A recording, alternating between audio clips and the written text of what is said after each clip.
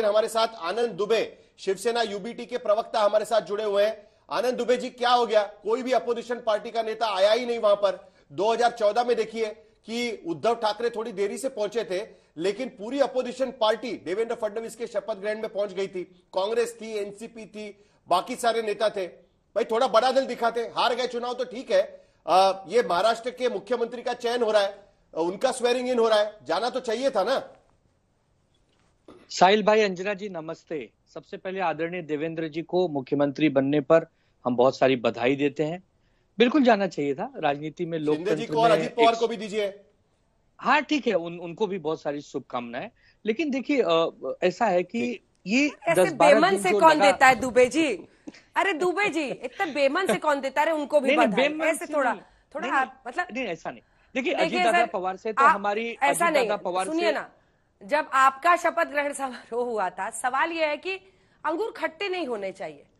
अगर कोई जनादेश के साथ आया है तो आप लोग को भी जाना चाहिए था। सब जाते वहां पर, अंजना जी, सब भाई भाई थे। नहीं, बात सही है, बात सही है अंजना जी, बात सही है। 10-12 दिनों का इन्होंने ही समय ले लिया। 23 तारीख को नतीजे आए थे, 5 तारीख को शपथ ले रहे हैं, कल जाकर अनाउंस हुआ। ठीक है, अब सबकी अपनी एक जिम्मेदारियां, सबके अपने सुनियोजित कार्यक्रम थे। हमारे नेता उद्धव ठाकरे साहब कोई कटुता की राजनीति नहीं करते, शत्रुता की राजनीति नहीं करते। हमको तो सिखाया गया कि 80% राजनीति, अपना समाज सेवा करना है और 20% राजनीति करनी है। तो हम यही चाहते हैं कि अगर इस सरकार को, इस कैबिनेट को जनादेश मिला है तो जनता के मुद्दों को इस सरकार जल्द से जल्द रास्ते पर लाकर इसको सुलझाए, न कि उलझाए। बहुत बहुत बड़ा मैंडेट है ये बहुत जल्दी नहीं मिलता इतना बड़ा मैंडेट। हम तो कहीं न कहीं चूक गए। चलो कम से कम ये सरकार बनी है। हाँ, अगर सरकार अच्छा काम करेगी तो उसका समर्थन भी करेंगे, लेकिन अगर सरकार में त्रुटियां होंगी तो हम उसकी आलोचना भी करेंगे, हमारा अधिकार है। हम तो बड़े दिल से एक चीज का जवाब दीजिए, लेकिन हमने तो किसी की पार्टियों को भी नहीं तोड़ा। आनंद दुबे, एक चीज का जवाब दीजिए। 2019 में शिवाजी पार्क पे शपथ ली थी उद्धव ठाकरे ने मुख्यमंत्री पद की, मैं वहां पर मौजूद था। देवेंद्र फडणवीस के साथ उनका जो जिस तरीके से झगड़ा रहा, जो भी मनमुटाव हुआ, उसके बाद में भी देवेंद्र फडणवीस वहां पर शपथ ग्रहण में पहुंच गए थे। वहां पर राज ठाकरे, जिनके साथ आपका तो पर्सनल भी झगड़ा है एक तरीके से, वो भी पहुंच गए थे। 36 का आंकड़ा, पूरा 36 का आंकड़ा, ठीक है, चलिए परिवार का झगड़ा हम मान सकते हैं। लेकिन यहां पर अब जब शपथ हो रहा है तो आपको भी तो आमंत्रण आया होगा, निमंत्रण आया होगा। तो आपको लगता नहीं है कि महाराष्ट्र की राजनीतिक संस्कृति के लिए कम से कम विपक्ष का भी यहां पर होना जरूरी था, आना चाहिए था? देखिए, मैं आपकी बात से पूर्णतः सहमत हूं, लेकिन ये सरकार के शपथ की जो बात है तो खुद एक उलझी हुई बात थी। अरे कल तक ये पता नहीं था कि शपथ कौन लेगा, कितने लोग लेंगे, कहां लेंगे। लास्ट राउंड पे इन्होंने अपना न्योता ट्विटर के माध्यम से सर्कुलेट किया। ये बाकी लोग जो पहुंचे, अरे छोड़िए ना सर, ये बाकी लोग जो पहुंचे सबको आमंत्रण ही तो गया होगा। नहीं गए तो फिर कहिए ना, हाँ नहीं गए। नहीं गए, लेकिन अगर ये प्यार से पहले बुलाते, न्योता देते तो जरूर जाते।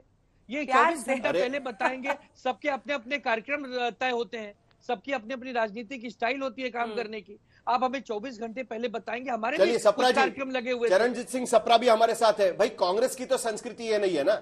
अब मैं इसलिए 2014 का जिक्र कर रहा हूं, तब तो कांग्रेस के नेता, एनसीपी के नेता, जिनके खिलाफ बीजेपी ने मुहिम चलाई थी, वो भी पहुंचे हुए थे वानखेड़े स्टेडियम पर जब देवेंद्र फडणवीस ने पहली बार शपथ ली थी।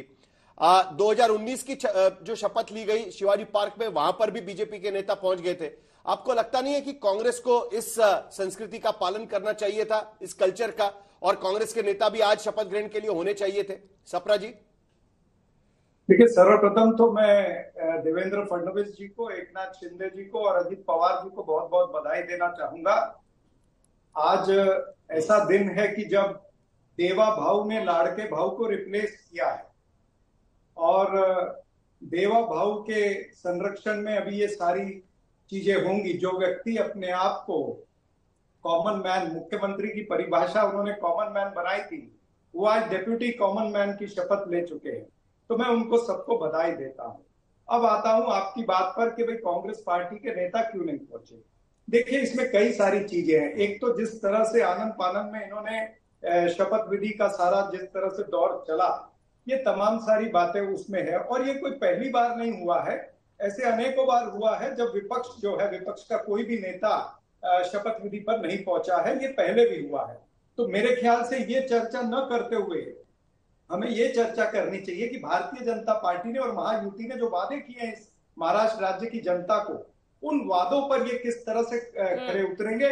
मेरे ख्याल से अभी आने वाले समय के अंदर वो वादा नरेंद्र मोदी और भारतीय जनता पार्टी पूरा करेगी जो इन्होंने जल पूजन किया था 2014 में छत्रपति शिवाजी महाराज। ठीक है, आप सभी बने रहिए। एक सेकंड साबरा साहब, अपने दर्शकों को ये बताते हुए कि कुछ ही देर पहले देवेंद्र फडणवीस ने बतौर मुख्यमंत्री शपथ ली है और उनके साथ 2 उप मुख्यमंत्री महाराष्ट्र को मिले हैं। रोल रिवर्सल हुआ है, एकनाथ शिंदे उप मुख्यमंत्री बने हैं और बने हैं उप मुख्यमंत्री अजित पवार। आइए आपको सुना देते हैं पहले तीनों ने आज शपथ ग्रहण समारोह के दौरान जिस तरह से शपथ ली, और दिलचस्प तस्वीरें थी जब वो प्रधानमंत्री से भी मिलने के लिए अलग से पहुंच रहे थे, क्योंकि उनको गुलदस्ता तो राज्यपाल की तरफ से दिया जा रहा था, लेकिन उसके बाद एक बेशकीमती और बहुत ही हल्का सा लम्हा होता था जब वो प्रधानमंत्री से मिल रहे थे और प्रधानमंत्री के साथ हंसी मजाक का लम्हा था, जिसके साथ ही एक पूरी कहानी, क्योंकि उसका बैकग्राउंड सेट इस तरह से बना हुआ है कि एकनाथ शिंदे नहीं मान रहे थे, फिर वो माने सरकार में शामिल होने के लिए। इधर अजित पवार ने बीते दिन कह दिया कि हाँ हम तो तैयार हैं, इनका पता नहीं लेकिन हम तो तैयार है। और फिर उस पर एकनाथ शिंदे ने भी मजाकिया स्टाइल में कहा कि दादा को तो बहुत अनुभव है शपथ लेने का, और सुबह शाम में लेने का। नहीं, और एकनाथ शिंदे की शपथ, सबसे इंटरेस्टिंग बात, एकनाथ शिंदे ने शुरुआत की बाला साहब ठाकरे का नाम लेकर, आनंद दिघे जो ठाणे के शिवसेना के प्रमुख थे उनका नाम लेकर, और नरेंद्र मोदी और अमित शाह को भी नहीं भूले। यह बड़ा इंटरेस्टिंग कॉम्बिनेशन मुझे नजर आया कि किसी और पार्टी का नेता प्रधानमंत्री मोदी और अमित शाह का भी नाम ले रहा है, यानी पॉलिटिकल गुरु उनके जो बदल चुके हैं उनको भी वो नहीं भूले पूरी तरीके से, उनका भी नाम उन्होंने लिया और उसके बाद शपथ लिए। अनंत दुबे जी, इसी पर आपसे अगला सवाल है कि देखिए हम लोग चर्चा अभी कर ही रहे थे कि कैसे भारतीय जनता पार्टी ने अपनी स्थापना के वक्त पर अटल बिहारी वाजपेयी, लाल कृष्ण आडवाणी सब यहीं बांद्रा रिक्लेमेशन ग्राउंड में थे और वाजपेयी जी ने कहा था कि अंधेरा छटेगा, सूरज निकलेगा, कमल खिलेगा। 133 कमल खिल गए। कभी आप लोग को मन में ये कचोटता है कि ये जो एक आइडियोलॉजी वाली, एक विचारधारा की समानता बीजेपी और शिवसेना बाला साहब के बीच में थी, उससे आप लोग अलग हुए? क्योंकि देखिए जनता ने तो विधानसभा चुनाव में पूरी विरासत बाला साहब की सौंप दी है शिंदे साहब को। अंजना, ये ऐसा है कि जब हौसला ही बना लिया है ऊंची उड़ान का, तो फिजूल है कद देखना आसमान का।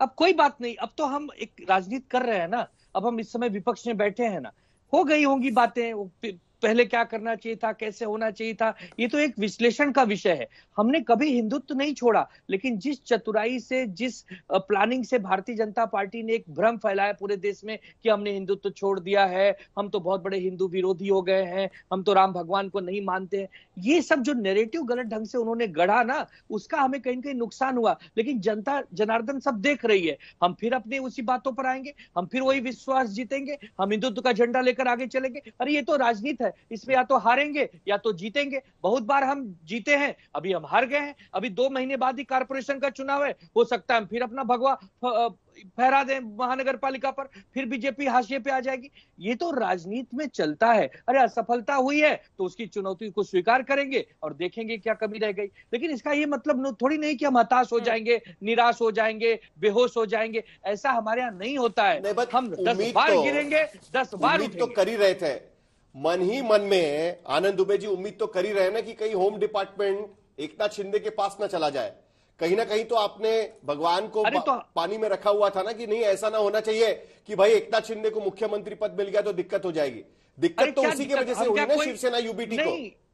अरे कहां से, हम क्या कोई चोर हैं, हमें पकड़ लो। अगर हमें लगता, आपको लगता ईडी सीबीआई आपके पास, पकड़िए ना। अरे आप किसी को भी गृह मंत्री बनाइए ना, लॉ एंड ऑर्डर व्यवस्था अच्छे रखिए। बाबा सिद्दीकी को जब दिन दहाड़े गोली मार दी जाती है, एनसीपी के नेता को चाकू भोंककर मार दिया जाता है, अभिषेक घोसालकर को फेसबुक लाइव पर मार दिया जाता है, एक विधायक पुलिस स्टेशन में गोलीबारी करता है, उसका ध्यान रखिए ना। किसी को भी गृह मंत्री बनाई भाई, आपकी सरकार है, बहुमत आपके पास है। हम तो सिर्फ ये चाहेंगे कि जनता के जो मुद्दे हैं, जनता से जो आपने वादे किए हैं, उस पर आप काम करिए। आप अच्छा काम करेंगे, बड़ा हृदय दिखाकर आपका समर्थन करेंगे। सिंपल सवाल है दुबे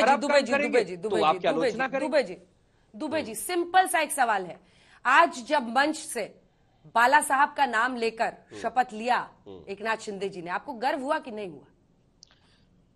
बाला साहब ठाकरे जी का नाम लेने का नैतिक अधिकार एकनाथ शिंदे जी खो बैठे हैं।